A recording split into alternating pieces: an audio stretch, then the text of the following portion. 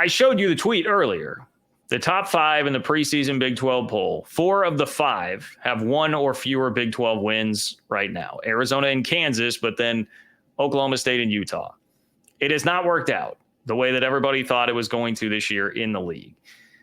But I would still tell you, in spite of that, the league has positioned itself through 9 weeks now as well as you really possibly could to make a splash on the national scene this year. How do you make a splash on the national scene? You do that basically above all else by winning games in the college football playoff. So to do that, what do you need to do?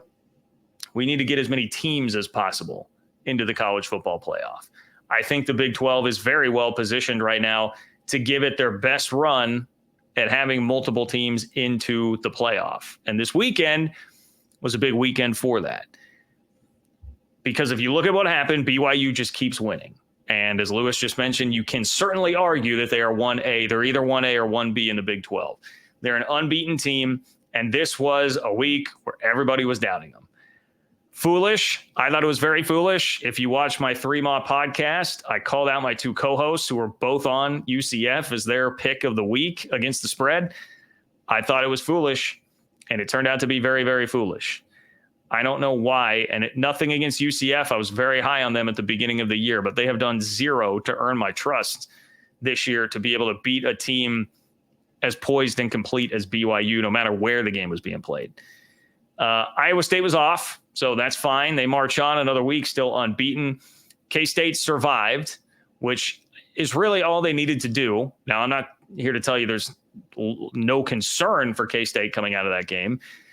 Got pushed around at times. I thought Kansas won the battle at the line of scrimmage for a good portion of that game. Secondary and the defense in general continues to have some issues.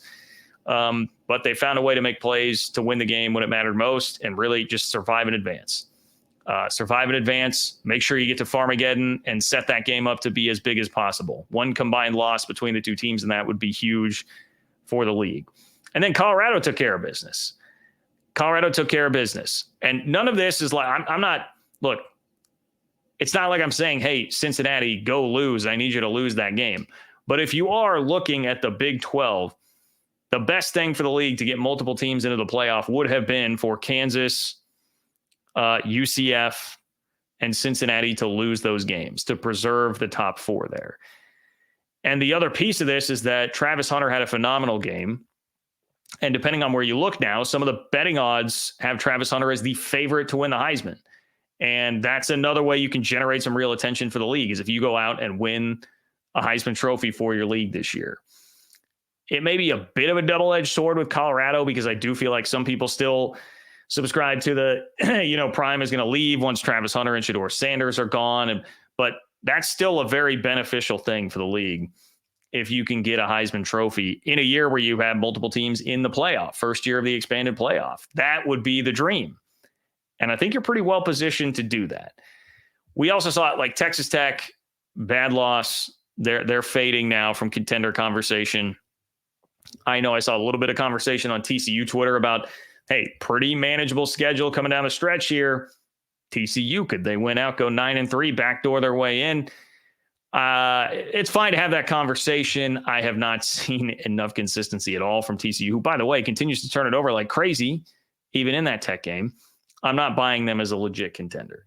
So you have a solidified top 4 now. And guess what? This week, all 4 teams are in the top 25 of the AP poll. It's a very good thing. Even if Dion said after the game he doesn't want Colorado to be ranked, they are ranked, entering the AP poll at number 23. It's a good thing to have 4 established teams that between all 4 of them have a combined 3 losses. That's pretty good. You need teams to have some real meat on the bone at the higher end of the poll. That is what you need. The ACC argument against the Big 12 has been, Miami and Clemson, we still have schools that are beginning of the year would have been Florida State in the top 10. We still are top heavier than you. And if we're being honest, you can say all you want about having the depth and fun and exciting, but you need teams that draw attention at the top of the league. One season is not going to make that a national brand, but it will certainly help for this year in how things are evaluated if you have teams that keep winning and concentrate some of that winning up at the top. So that is a good thing. It's great if you want to have this, hey, it's wild, zany conference. Anybody can beat anybody. It's such a fun league. It's almost patronizing the way that a lot of people say that, people that cover college football nationally. And it makes you think that it's a little lazy. They maybe don't even really follow or cover the conference that much. It's not something that you really want. What you want is people to be saying, damn, like BYU and Iowa State, like nobody's beating them. We have to talk about them. We are forced to talk about them because they are unbeaten and in the top 10. And K-State has a bit of a reputation built by the consistency they've had over the last 3 or 4 years. We expected them to be good. And with one slip up to a team who's still unbeaten, they still look pretty damn good too. And now Colorado, for obvious reasons, is a draw. But it's not just this kind of superfluous, what it was last year, superficial, like, hey, Travis Hunter's fun and Shedeur Sanders. And, it's kind of a sideshow last year. There's substance to it now. They're winning games. There is substance to it, and they have the Heisman favorite. That's about as well as this could have played out. Colorado, I mean, I said it from the beginning. I thought they would be like a 6 or a 7 win team, but if they were to be more than that, it would have been great for the league because it'll generate a lot of attention, and that's exactly what's happening. So people are now having to pay attention to BYU and Iowa State. Let me present some more evidence to you here as to why this is a really good thing, okay? Josh Pate, one of the biggest voices in college football right now, says this: I've added a BYU segment to tonight's show. This will not be easy for me. And that's after a BYU fan very nicely kind of called him out. BYU fans, I love you guys. You're so damn nice. But very nicely called him out, gave him a little nudge, like, come on, man, give us some respect. Basically the idea here. Like, Kate, please give us some respect now that we're 8-0. And Josh Pate did on his show today. I have not listened to the entire segment, but I did catch the beginning of his show, and I heard him say, I have an apology coming for BYU. You're forcing the hand of all these people. They are having to talk about you right now. And that is a very, very good thing for the league. And now, if you start to think about, okay, how's this going to play out moving forward? What are the odds, John, that this group of 4 is able to stay at a place where they are winning and they all get to double-digit wins, and it makes it a tough decision for the committee, and we have, big games down the stretch where people are going to want to be watching these teams because, if BYU keeps winning, they'll get more national TV opportunities because people want to see, like, are they going to be able to do this? Are they really going to be able to pull off the unbeaten regular season? You want that kind of intrigue. That's better than, hey, we know that both of these, 7 and 4 teams are very evenly matched and it could be a wild zany. No, you need is someone going to spring the big upset on the unbeaten. That's what you want. If you go look at the remaining schedules here, man, you only have one game played between any of the top 4 teams left on the schedule, which I understand how you might say, well, John, it would actually be great if you had all those teams really playing each other here. And if they had set the schedule up that way, nobody could have predicted this is how it would play out. But if they had set the schedule up that way, that would be awesome to get all those games coming down the stretch. But I would actually tell you, no, I think this is better because you can avoid these teams beating up on each other.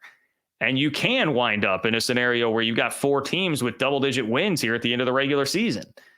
Iowa State, K-State is the only game where 2 of the teams will play each other, and that is the last weekend of the regular season on November 30th. We're over a month away from that. So this really could happen. This really could happen. The schedules are pretty manageable if you start to look at these. K-State out of the group is going to wind up playing the toughest schedule because they get all 3 of those other teams, Colorado, Iowa State, BYU, on the road this year. They are 1-1 so far, with the Iowa State game still to come. But I would actually argue that it's pretty fortuitous the way that it's worked out, where now you've got the opportunity for these teams, if they can take care of business, to just keep trucking toward the end of the year.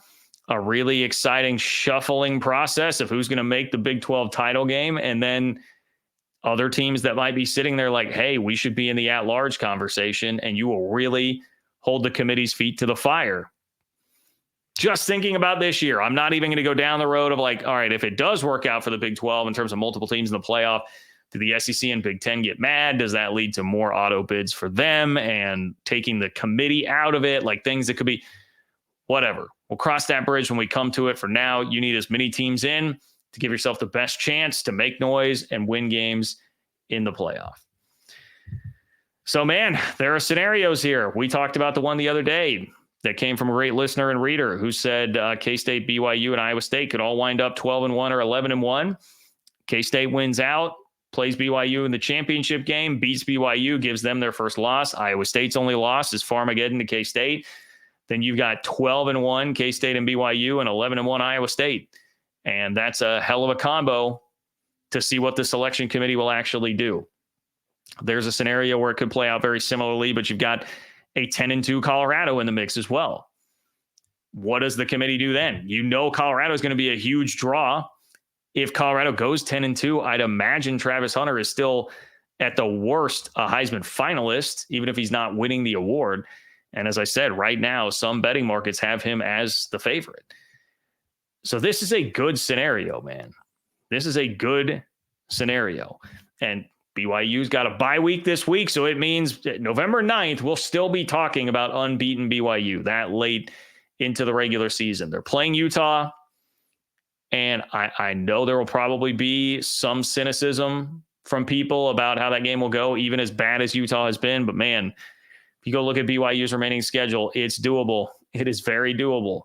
They're not playing K-State the rest of the year. They took care of that. They are not playing Iowa State. They are not playing Colorado. So exciting times. I would just frame it to you that way. I think it's a very exciting time for the Big 12 trying to shake things up right now, the way this is going. And it didn't feel great. You know, I had probably my worst take one of my worst takes of my career, which spans over a decade now, was, hey, Utah came in, won at Oklahoma State with the true freshman quarterback. They're head and shoulders above everybody else. No, not how it's worked out. They've completely tanked. And yet Iowa State, BYU, K-State, Colorado have done the heavy lifting for the league to put them in a very, very good position.